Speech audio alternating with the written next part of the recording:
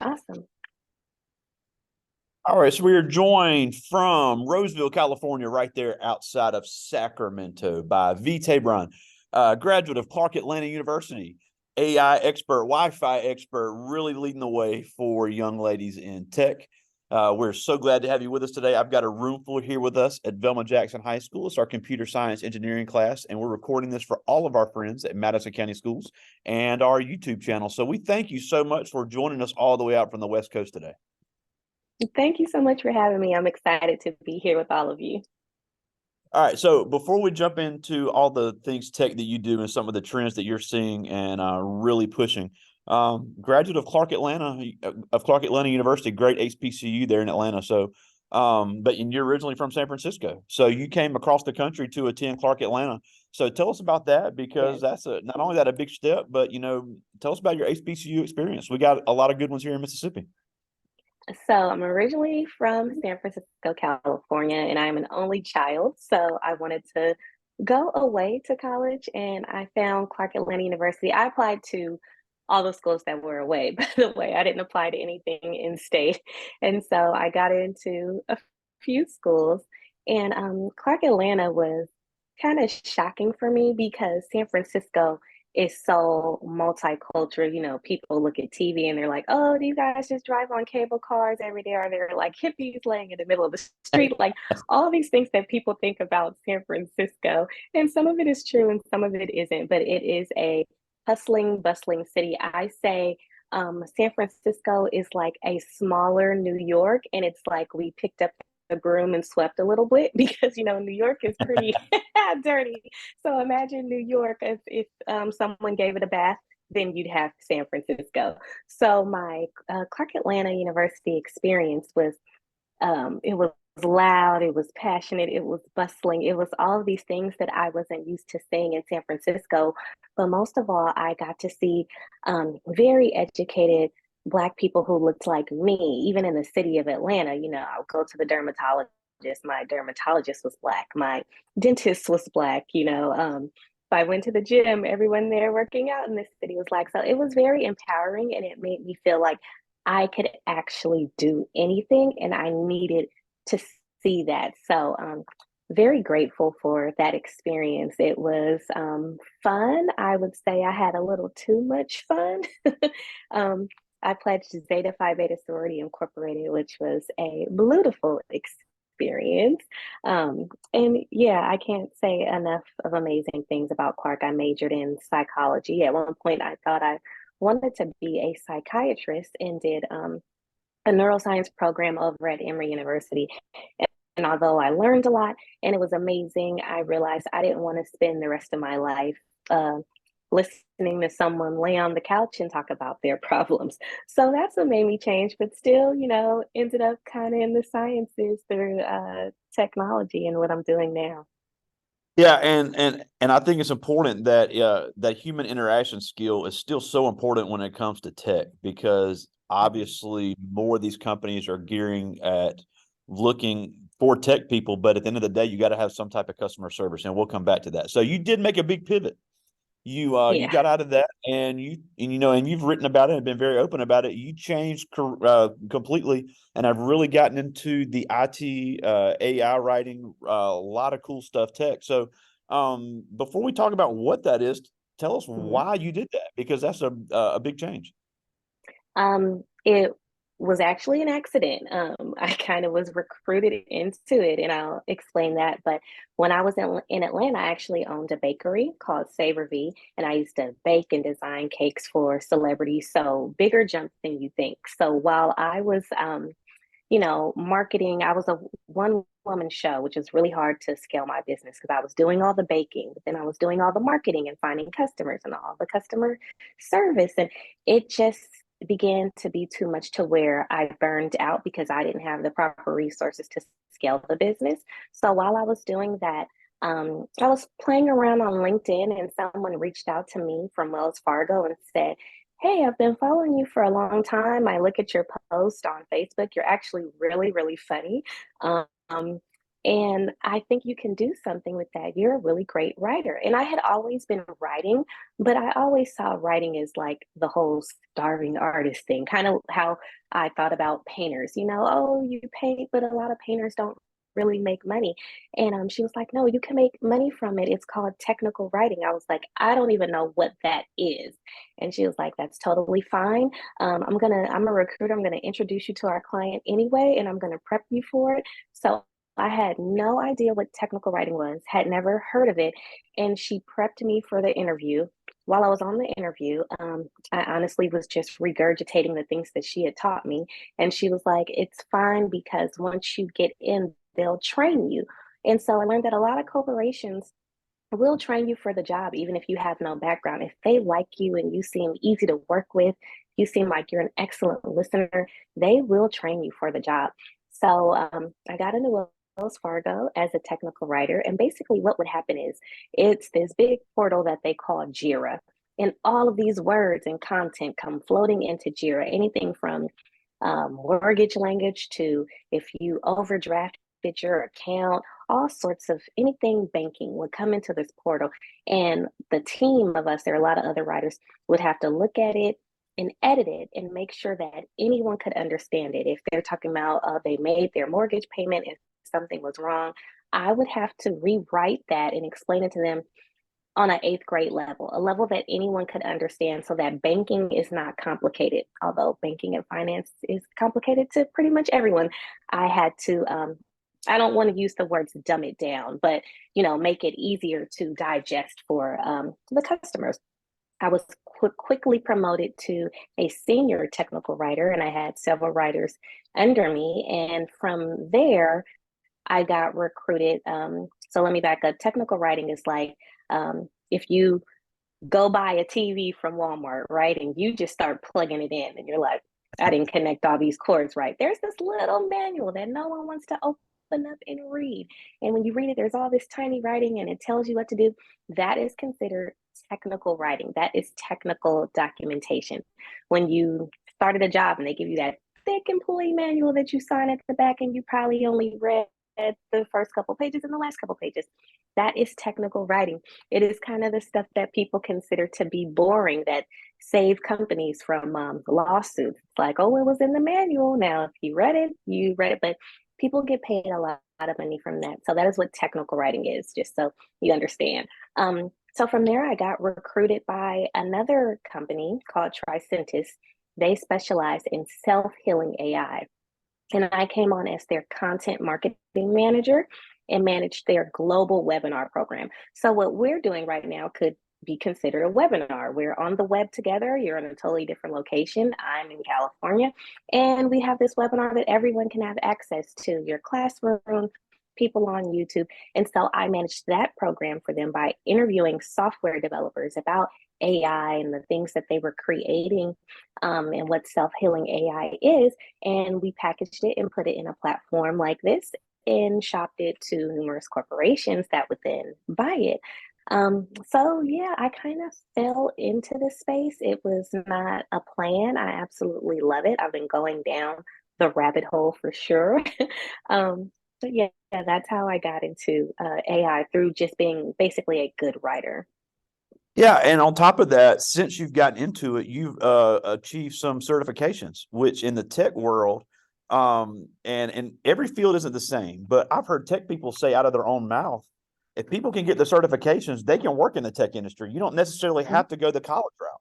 So talk about the certifications you got and why that's so important in the tech industry, because we may have some kids that see this say, look, I want to work in tech, but I don't want to go to college. Mm-hmm. And that's true. And I always say, although I had an amazing college experience, I wish I would have known more about technology and certifications. That's just something. So basically, if you look at the numbers, only there's only 3% of Black women in technology. So that means that I don't know anybody in tech. I didn't have anyone to look to. I didn't have anyone that I could communicate with about experiences, even when it came to negotiating salaries. I didn't have anyone to look to.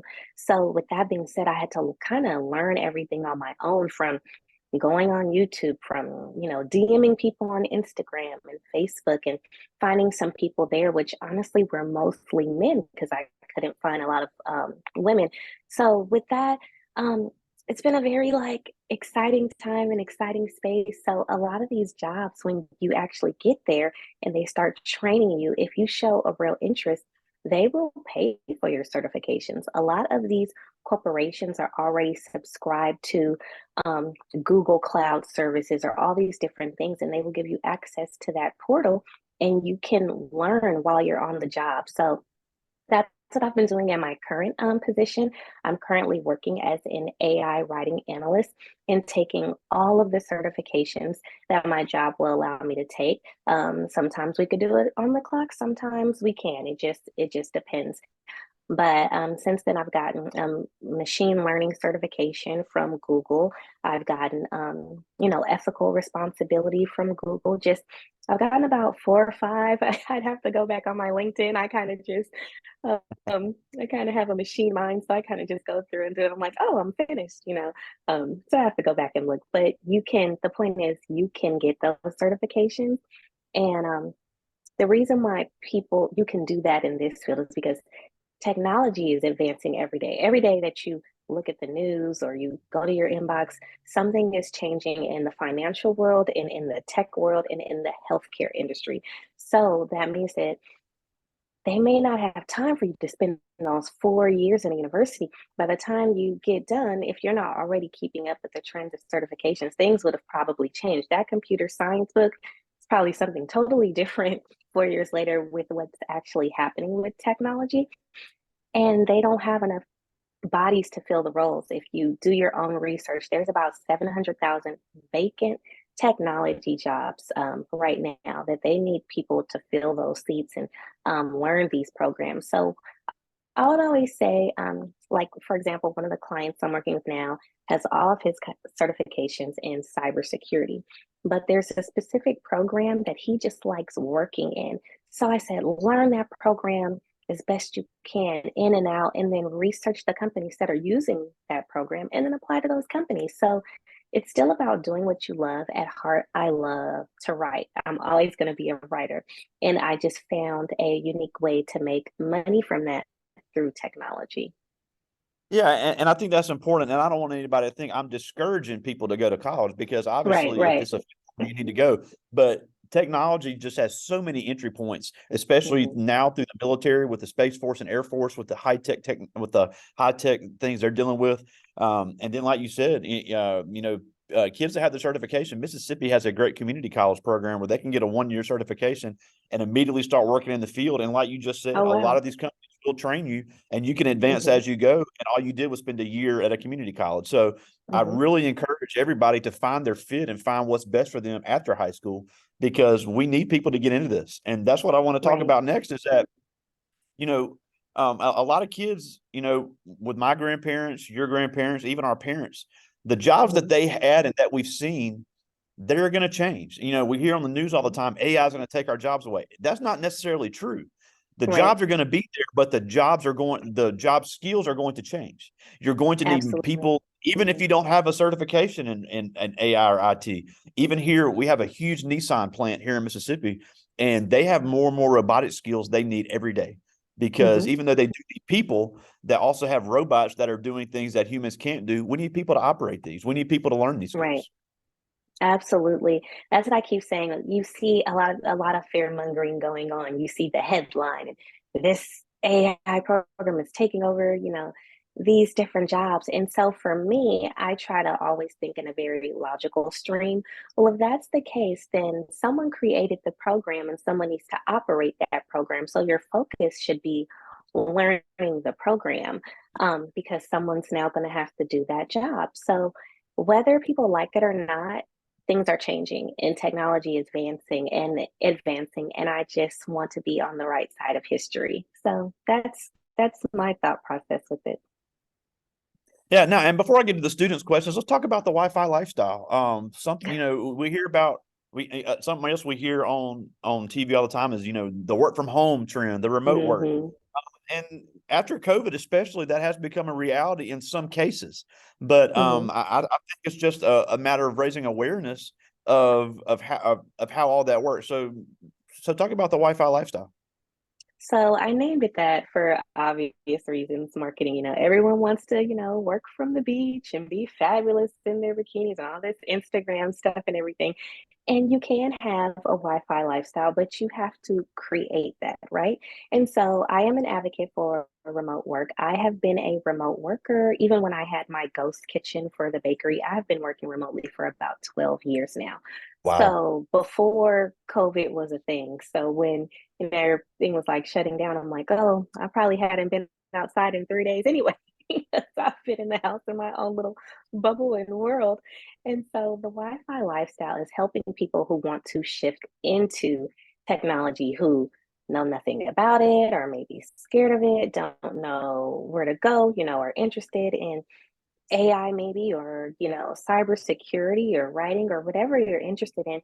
It's basically just discover how you can take the skills in which you already have maybe as an educator and tailor those skills to where we're going in technology. So you can create your Wi-Fi lifestyle, or if you want to be, there in the classroom, that's fine. But I believe that you should be able to do both and know what technology tools or applications you need to be using to make sure that you can do both, so whether you can be in the physical world or in the virtual world. So that's what the Wi-Fi lifestyle is about. I do mostly target writers because that is my expertise. I am a writer at heart. So people who just have a passion for writing, maybe they're into novel writing, want to know other ways they can get their book out there through Kindle and things like that. Just other ways to scale your writing, whether you want to do technical documentation, like I mentioned, if you want to be a prompt writer, different things that you're interested in is basically what the Wi-Fi lifestyle is about. So I've also done some career coaching where I help people rewrite their resumes and tailor it to where your skills are transferable to technology, and we can get you plugged into the Wi-Fi lifestyle that way. So it's the Wi-Fi lifestyle.com. Yeah, and obviously we want everybody to visit that, but I almost forgot something that I wanted to talk about too is, and I Mm-hmm. mentioned this briefly at the beginning, is even though these technology skills and technology jobs and technology programs are going to continue to grow and there's nothing we can do to Mm-hmm. stop it, one thing that is not going away is the ability that young people are going to need to be able to have sales skills, personable skills, and presentation skills. Now, these, and I think I can Yeah. speak for all the teachers that will see this later, is that it's like pulling teeth to get a kid to do a presentation in front of a room of 10 kids. Now, Mm-hmm. obviously, everybody can't be a public speaker, and we're not expecting that. I mean, everybody isn't as comfortable as that as me and you are. But at the end of the day, if Right. you're going to do business, if you're going to try to get somebody to buy the program that you're running, you've got to be able Mm-hmm. to talk to them. And you talked about the Wi-Fi lifestyle. If you're going to work from home, you may not be in Mm-hmm. front of people. You're going to have to be able to communicate with people. You know, a Right. good example. I'm glad you worked with Wells Fargo, because banking is a big area that needs tech people right now with the hackers and just Mm-hmm. the importance of protection of identity. You don't have to be a finance person, but if you're you want to get into cybersecurity, IT, all the server management that has to go on, you may be working from home, but if somebody from the bank calls you, you're going to have to walk them through things. You're going to have to be able to talk to Absolutely. people. So talk about Mm-hmm. that skill that me personally, I really think goes hand in hand with being a good Mm-hmm. tech person. Um, I had to find people that would nurture who I wanted to become as a professional because I used to be extremely, extremely hard-headed. And so I had to find people that I respected enough that I would actually listen to when it came to my professional development. And I always say I was always able to find work moms, people who would come alongside and say, hey, don't ever say that again in the meeting, or let's brush up on this, or this is the way in which you approach that, or here's the chain of command. If you have an issue, you go to this person first. If you don't get a response within a certain amount of time, then you can escalate it to this person. So it's all about being open to the right mentorship that's for you and to be a good listener to develop yourself professionally. But I want to say with the whole sales thing, being a sales engineer in tech, meaning that you're selling technology products. There's someone that I adore on Instagram. You can find him. His name is I'm Just Cyrus. He is a tech sales engineer, and he makes millions of dollars every year from selling technology products, and he teaches other people how to do it. And he used to work at Quiznos. So there is a lane for that to be effective at sales. Um, he works from home. He only works a few hours a day because he's only talking to big clients. So it's not like you're selling something that's 25 bucks. I mean, he's selling something that could be 75,000 or 150,000 because a corporation is buying this product, right? So there is, if you want to, if you become effective at sales, then the potential is really endless, and you can go for those high dollar things instead of selling, phones at Verizon. You could be selling machine learning and automation products to a corporation and make money that way and live an amazing life. And he's someone that he shares information with everyone. He's trying to get people into tech, and he's definitely the proof of concept that you can change your life in a year. So I would definitely say sales skills are important, and you need to just find the right mentorship that you're willing to listen to. Absolutely. And I cannot stress that enough is that even if you're not going to be a public speaker, you're going to have to deal with customers, you're going to have to deal with employees, you're going to have to deal with employers. And it's just such a lost skill. That they're all eat up with TikTok and Instagram, and that's cool and all. But at the end of Right. the day, you got to be able to talk. But I do have some questions from the students. I'll get to as many of these as I can. This Okay. first one is Tykevian Boyd. He's a 10th grader, really interested in video game design. So he asked, what is the most stressful job of working remotely? Or I'm sorry, what's the most stressful part of working remotely? Sometimes the isolation, not really having that many people to talk to, not leaving the house because you're so caught up in the screen and creating something that you forget to sometimes go outside and just take a walk. So those are things I used to deal with. However, I have a 3-year-old now, so I'm definitely going to be outside. So I don't have those problems as much anymore. But I would say when you are working from home, initially you can get caught up in these screens, and the world is actually out there where you can touch people and hug them and connect with them. So it's best to find that balance as much as you can. Absolutely. And I think um, people want to, I mean, and obviously working from home has some great advantages, but it is Mhm. also just like anything else. There's cons to everything. So I Right, agree. If you're not going to have human interaction, we saw during COVID, it led to some serious mental health issues. And that's a whole different mhm. conversation for a whole nother Right, day. But I really urge everybody to really pay attention to that because at the end of the day, you may, not have the stress of an office, but you could have the stress of not having human interaction, which right. It's a can big also be bad. deal. I here's a good one. This is Rondell Ellis. He's in 9th grade, and he asked, "How long does it usually take you to complete an objective that you are working on?" It depends. So with the way our job works, we just have projects and they'll give us a certain amount of time to complete the project collectively. So we're all doing it together. I'm not doing it by myself. Sometimes it's like, okay, we have 2 weeks to work on this project. Sometimes we have a month. Sometimes we have 3 months. So it's really up to our higher ups and our project manager to decide how long it's going to take. But the shortest project I've probably had has been 2 weeks. Wow. Now, and I ask everybody the same thing because I think I speak for all the teachers on this as well. Because whenever we do stuff and it gets hard, they want to quit. How often do you get it right the first time? Never. That's impossible. That's impossible. You never get it right the first time. You just got to keep going, especially when you start something new. Every time I'm at like a new corporation, there's things you have to learn. Every corporation has its own culture and the way in which they do things. There's politics and everything.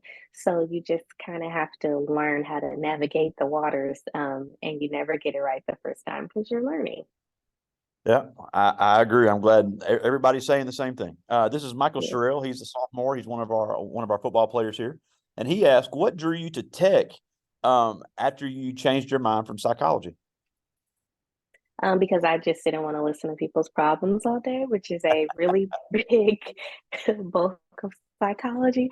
I realized it's not for me. It's not that's not my gift. You lay on my couch, I'm gonna say, let's get over it. And that's not what a psychologist should say.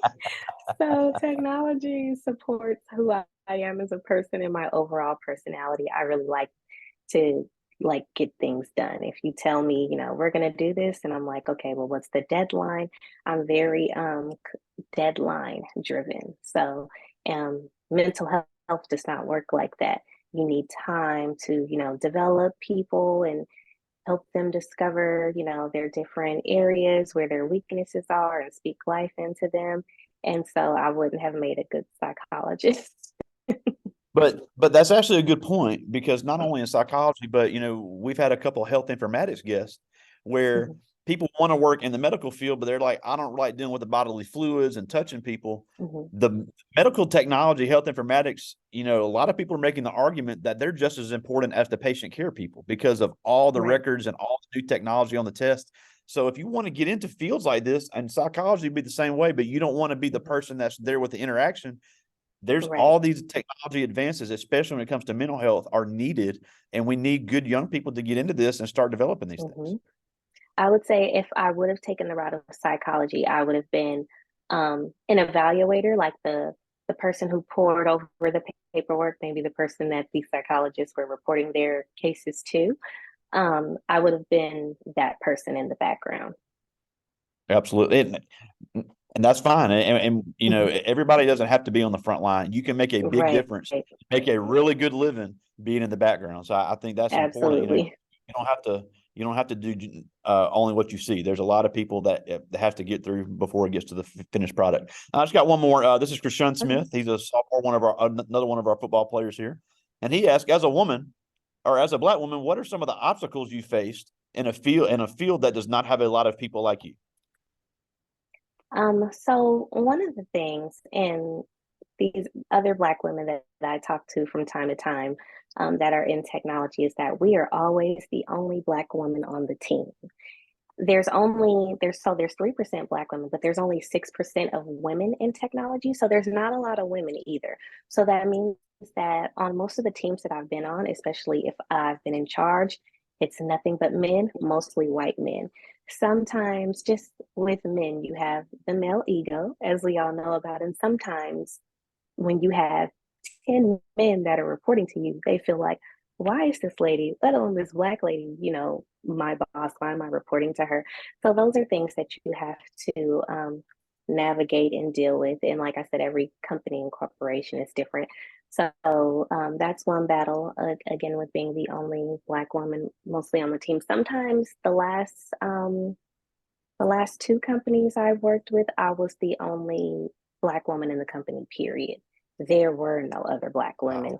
Wow. The other one, there was an African guy. He was Nigerian American. He was born in Los Angeles, though. And so it was just us two. And so we would have a lot of conversations offline about, the work, the company. You have to find people that support you, even if you're the only Black person. There's other minorities in the company. There may be, Latin Americans, Asian Americans who understand what it feels like to not be the dominant, right? And align yourselves with them and find and support each other that way. Because when you start getting into the technology space, once you gain access to the tech world, you're not going to see many people that look like you. So I would say you have to build up your mental stamina, build up your self esteem. It's something that you have to work on daily, because some people drift into imposter syndrome. When you look around, you're like, I'm the only one here. Am I supposed to be here? That's what's known as imposter syndrome.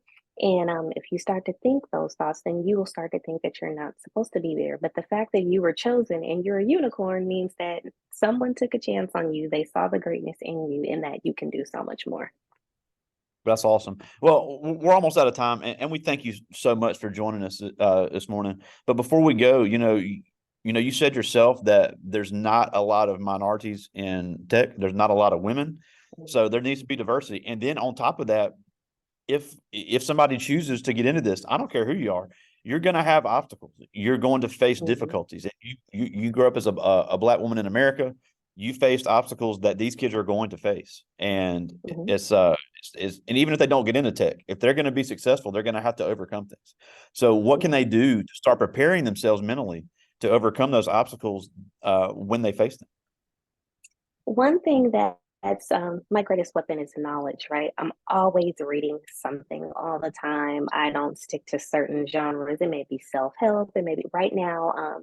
I'm reading a book for the second time with a friend called The Phoenix Project. And when I first got into artificial intelligence, I interviewed a software programmer that said, "Have you read the Phoenix Project?" And I said, "No."